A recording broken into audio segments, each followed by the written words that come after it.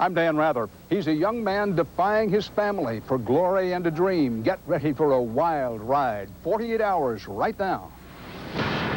He could have been a lawyer like his grandfather, or maybe a state senator like his father.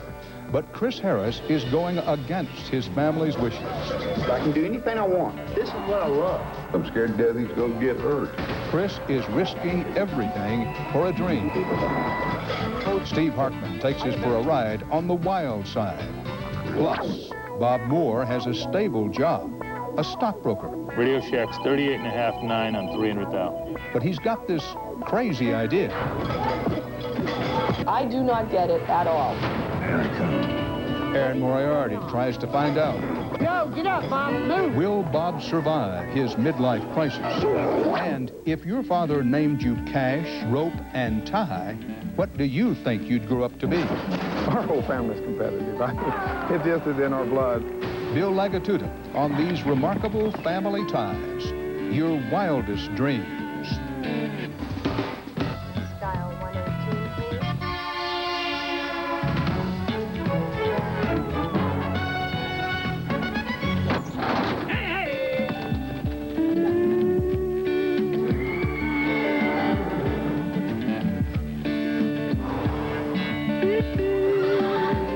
Good evening. In some families, the dream is going to college, becoming a doctor, or starting a business, maybe even an empire. But then there are those whose wildest dreams still take them down a dusty, dangerous trail. They are in many ways a vanishing breed, and their lives recall a simpler, tougher time in this country. They are the heroes of the rodeo.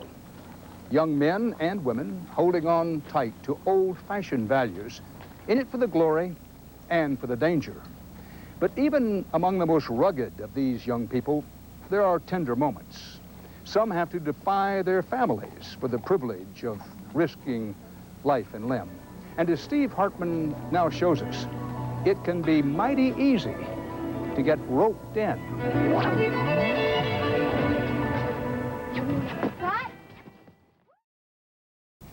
This is me, 6 years old, suburban cowboy. And yeah, okay, so I slept in the thing. The point is that like most people, I eventually grew out of my cowboy phase. About the same time I grew out of the suit. I'm going to be a cowboy, and I'm going to keep wearing the same stuff that's been in our heritage for over 100 years. Seems cowboy suits come in extra large, as do cowboy dreams. Wrangler jeans, cowboy boots. The only thing I wish I could wear around these streets was a daggum six-shooter. You know, I'd really feel just right then. 24-year-old Chris Harris is a real-life Texas cowboy, which means when he's not riding the range and raising horses, he's writing poetry about riding the range, raising horses. Just like that silver stallion, when he catches that mare's scent on the distant breeze, the distances traveled is up to that stallion, you see. It's like you're playing the role of cowboy. We are, man. We get to be John Wayne. Of course, being a cowboy today is less John Wayne, more John Deere. We've got a lot more work to do. We've got till I die. That's how much work there is to do here. Which may explain why every so often, for exactly 8 seconds, this cowboy takes a break from his ranch and chores to do something incredible.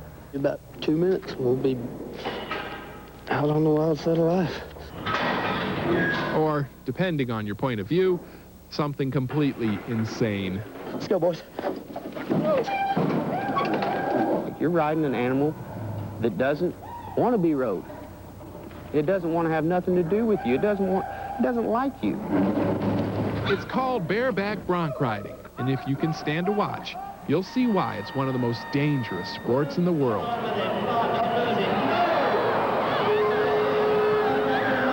Football, what's the chances of you dying on the field? It's slim to none.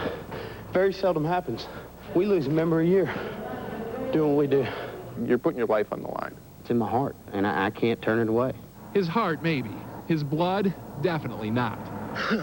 See, what you don't know yet is that this here partner could have just as easily been a partner. Chris's dad is a lawyer, and his dad was a lawyer.